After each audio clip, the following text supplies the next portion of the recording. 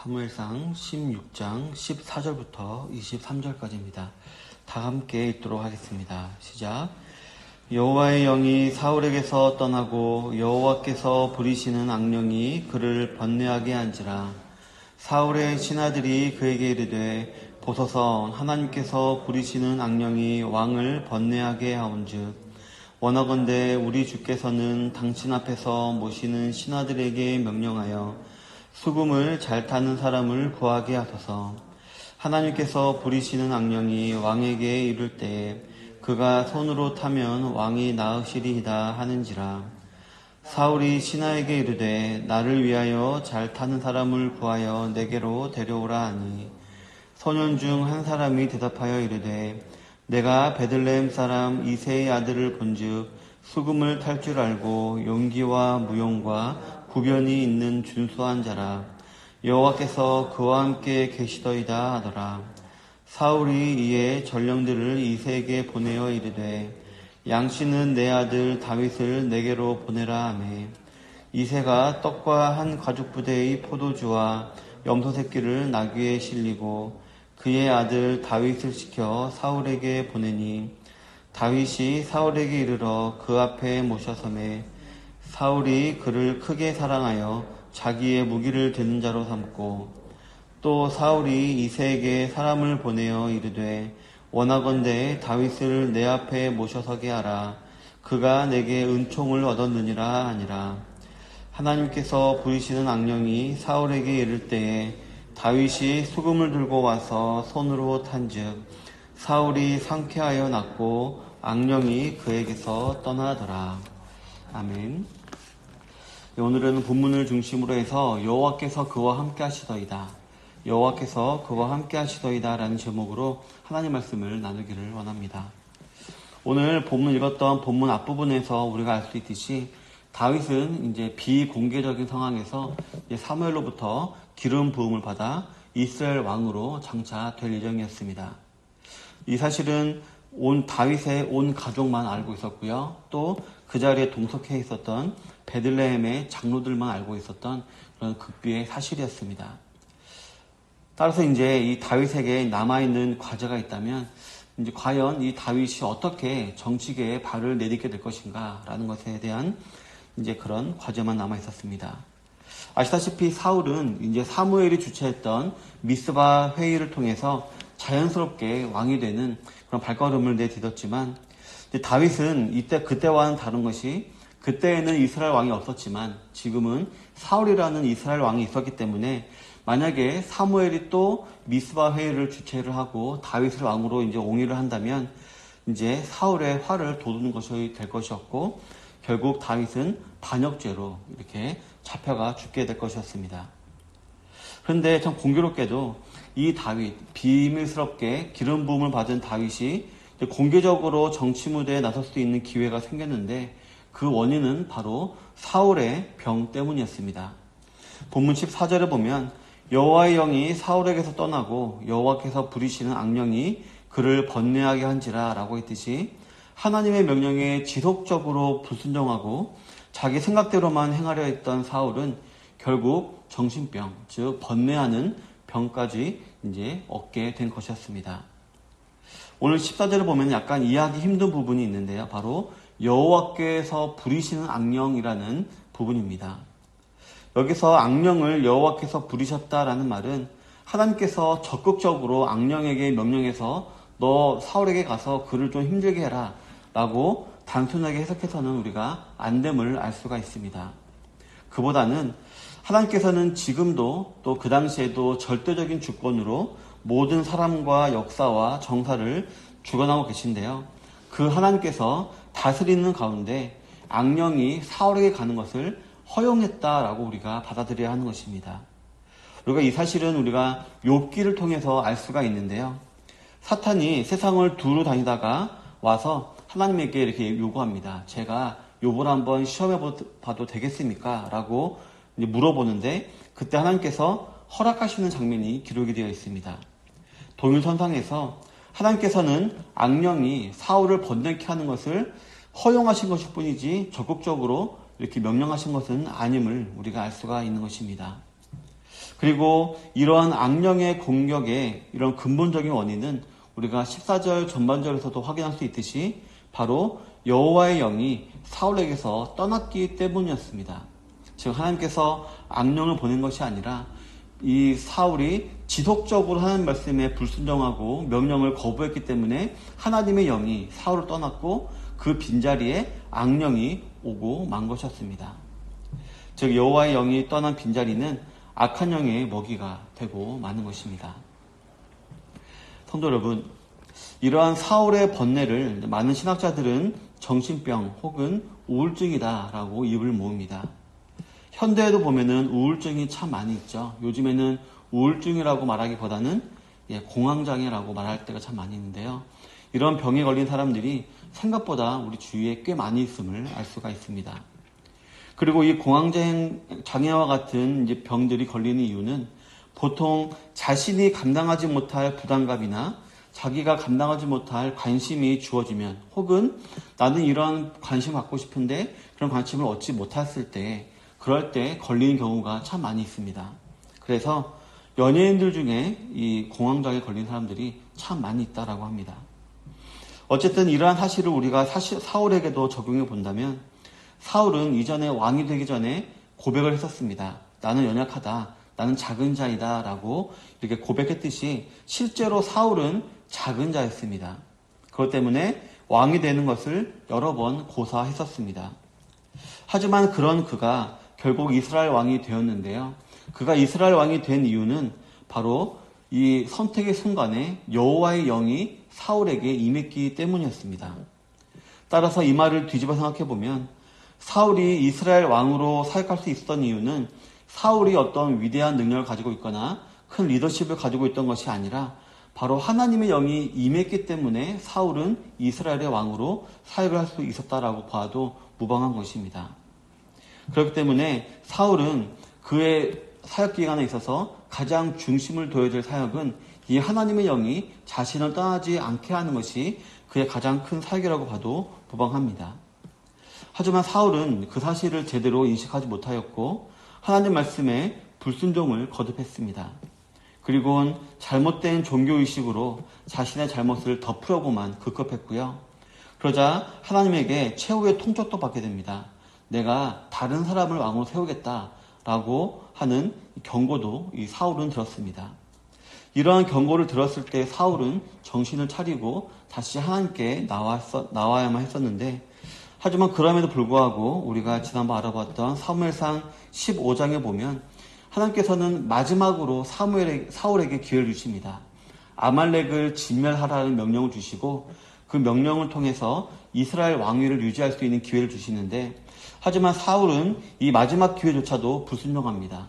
아각을 살려놓고 그 다음에 그들의 보기에 눈에 보이는 기름진 소와 양은 이렇게 남겨두었던 것이었습니다. 그래서 그 결과 하나님은 사울을 완전히 버리게 되었던 것이었습니다. 그리고 16장 전반부에 기록되어 있듯이 이제 다윗이 새로운 왕으로 기름을 부음을 받았고요. 그리고 다윗이 기름을 부음을 받았을 때 다윗은 하나님의 영에 크게 감동되었다라고 했습니다. 그리고 이때 감동되었다라는 단어는 우리말에는 없는 시제인데요. 바로 미완료라는 시제입니다. 즉 끝이 안 난 시제다. 그러니까 하나님의 영이 다윗에게 잠깐 임한 것이 아니라 계속해서 임했다라는 그런 의미가 되는 것입니다. 즉 하나님의 영이 다윗과 항상 함께 있었기 때문에 다윗은 위대한 왕으로 남을 수가 있던 것이었습니다.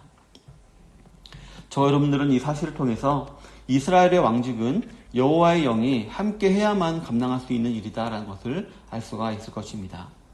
정리하면 그동안 사울이 이스라엘 왕의 직분을 감당할 수 있었던 원동력은 여호와의 영이 임했던 결과라고 볼 수가 있는데요.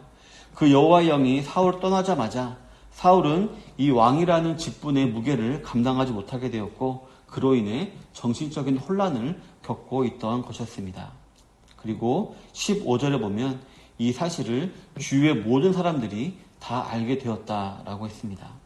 그래서 16절에 보면 주위 사람들은 이러한 왕의 번뇌를 그치게 하기 위해서 음악 치료를 제시합니다. 그나마 다행인 것은 무당을 부르거나 점쟁이를 불러서 주술의 힘을 가지고 악령을 쫓아내려고 하지 않고 그나마 이 음악 치료를 생각하는 것은 다행이다라고 볼 수도 있겠는데요. 하지만 여기서도 우리가 안타까운 사실은 이때 사울이 제사장을 청하거나 아니면 사무엘을 초청하여서 하나님과 왕 사이를 중보하며 기도해 줄 것을 요구했다면 분명히 더 좋았을 것이라는 것입니다. 물론 다윗이 기름을 부음을 받은 이상 이제 이 사울의 가문이 왕위를 이어가지는 못하겠지만 적어도 사울은 비참한 최후는 당하지 않았을 수도 있는 것입니다. 하지만 사울도 그렇고 사울 주위에 있는 신하들도 그렇고 이러한 생각은 하지 못할 정도로 다들 타락해 있었던 것 같습니다. 그렇기 때문에 17절에 보면 사울도 이 신하들의 말을 좋게 여깁니다. 그래서 수금을 잘 타는 자를 불러오라 라고 말하고요. 그리고 18절에 보면 어떤 한 소년이 다윗을 추천했다라고 했습니다. 이 소년이 우연히 베들레헴을 지내다가 본 이새의 아들 다윗이 수금을 잘 타는 것을 보게 되었고 그것을 이렇게 사울에게 추천한 것이었습니다. 그런데 이때 소년은 이 음악과는 전혀 상관없는 말을 곁들이고 있음을 볼 수가 있습니다. 이 다윗이 용기가 있고 무용이 있고 구변이 있는 준수한 자고 무엇보다도 여호와께서 그와 함께 계시는 자다라는 말을 한 것입니다. 여기서 볼 때 우리는 하나님께서 끝까지 사울을 긍휼히 여기셨음을 알 수가 있는데요. 이 소년이 우연히 다윗을 본 것도 하나님의 섭리였고 또 이 소년이 굳이 말할 필요가 없는 말을 덧붙이면서 여호와께서 함께 계시는 자다라는 말을 붙이는 것도 바로 하나님의 섭리였기 때문입니다. 그리고 23절에 기록되어 있듯이 다윗이 수금을 들고 와서 손으로 연주할 때마다 사울이 상쾌하여 났고 악령이 그에게서 떠났다라는 기록이 있는데 사울은 이처럼 여호와께서 함께 하시는 다윗이 자신의 번뇌를 그치게 하는 것을 통해 근본적인 치료는 오직 여호와 하나님께만 있다라는 것을 깨닫게 하시려는 하나님의 섭리가 있음을 우리가 알 수가 있는 것입니다. 이 소년이 굳이 할 필요 없는 여호와께서 함께 하신 자다라는 말을 덧붙이고 그런 다윗을 통해 사울이 상쾌함을 얻었다라는 것은 하나님께서 마지막까지 사울에게 말씀하시는 것입니다. 너의 그 질병의 근본적인 치료는 나한테 있는 것이다 라는 것을 하나님께서 알려주셨는데 하지만 사울은 끝까지 이 하나님의 섭리를 깨닫지 못하고 회개치 않았습니다. 정말 지푸라기라도 잡는 심정으로 다윗을 불러들였고 다윗으로 인해서 나음을 얻게 되자 그것이 참된 치료책인 줄로 알고 그저 다윗을 자기 옆에 계속 붙들어 두어서 악령이 임할 때마다 다윗이 타는 소금 소리를 통해 일시적으로 나음을 얻으려고만 했던 것이었습니다. 마치 암에 걸린 사람이 어떤 항암 치료나 수술을 하려 하지는 않고 그저 진통제만 맞아서 그 당시에 아픔만 고통을 억제하려는 것과 똑같은 정말 미련한 행위를 지금 사울이 하고 있는 것이었습니다. 그러면서도 참 이상한 말을 하는데요.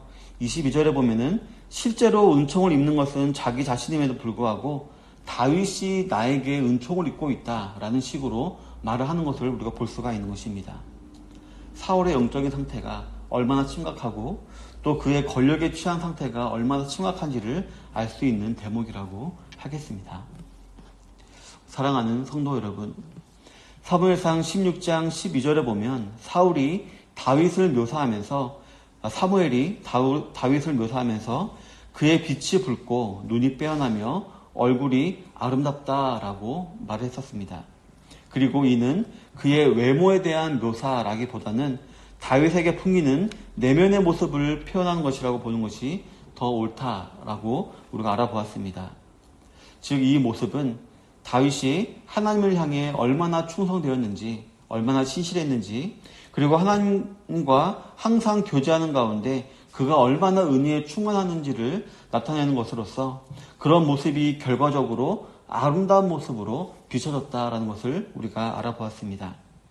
그렇기 때문에 이 다윗이 얼마나 은혜로운 상태로 아름다운 상태였는지 다윗을 보는 사람들마다 다윗이 그런 것을 알 수 있을 정도였고 오늘 사울에게 다윗을 추천한 소년 역시도 그 다윗의 아름다운 모습을 보고 사울에게 다윗을 추천했던 것이었습니다. 바로 여호와께서 다윗과 함께함을 모든 사람들이 알고 있었고 또 그 사실을 또 사울도 알아차려야만 했던 것이었습니다. 하지만 안타깝게도 사울은 이것을 깨닫지 못하였고 그저 다윗을 자신의 곁에 두어서 자신의 필요를 채우려고만 했고 그런 안타까운 일을 행했고요. 그리고 결국 그 일은 이 다윗을 이 정치적인 무대에 전면에 나서게 하는 발판을 마련해주는 행위가 된 것이었습니다.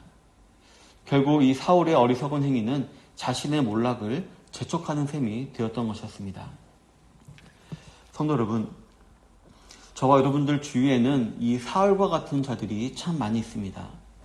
악령이 지배하여서 매일매일 번뇌하며 육신의 정욕, 안목의 정욕, 이생의 자랑을 추구하는 것으로 이러한 번뇌를 해결할 수 있을까라고 잘못 선택하고 판단하는 어리석은 불신자들이 참 많이 있는 것입니다. 그러한 자들에게 저 여러분들은 여호와께서 함께 계신 자로서 우리는 서 있을 수 있어야 합니다. 그래서 그들에게 일시적인 효과만을 주는 것이 아니라 또 이 세상 것만 주는 것이 아니라 그들에게 하나님으로 말미암는 진정한 치유와 회복을 줄 수 있는 복음을 전하는 자들로 저 여러분들이 서 있을 수 있어야 하는 것입니다.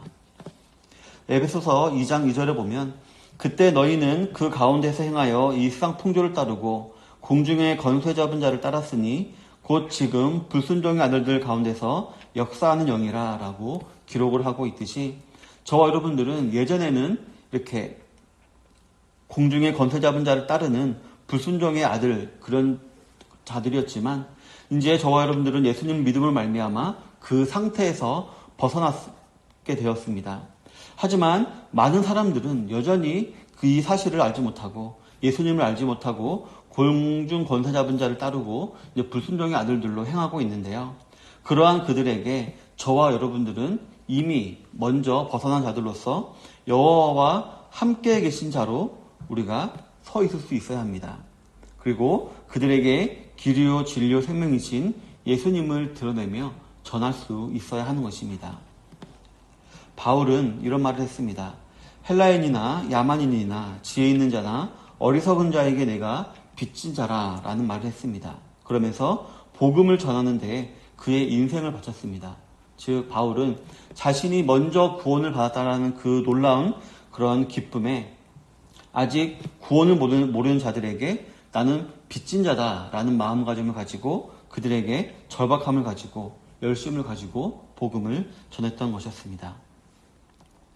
성도 여러분, 우리가 지난 수요일에도 알아보았듯이 다윗과 같이 항상 하나님 앞에서 충성되게 행하시고 또 신실히 행하시며 또 무엇보다도 항상 주님과 친밀히 교제하는 그런 삶을 살아가시는 우리 성도님들이 다 되시기를 바라겠습니다. 그래서 외면이 아닌 내면이 아름다운 신앙인으로 모든 사람들에게 다 드러나게 되시기를 바라겠습니다. 그래서 저 여러분들이 여호와와 함께 행하고 있음을 모든 사람들이 깨달아 알 수 있을 정도로 살아가게 되시기를 바라겠습니다. 그래서 우리가 무슨 말을 하지 않아도 특별한 행동을 하지 않아도 자연스러운 전도의 삶을 살아가게 되시는 모든 우리 좋은 시작교회 성도님들 다 되시기를 주님의 이름으로 축원합니다. 아멘.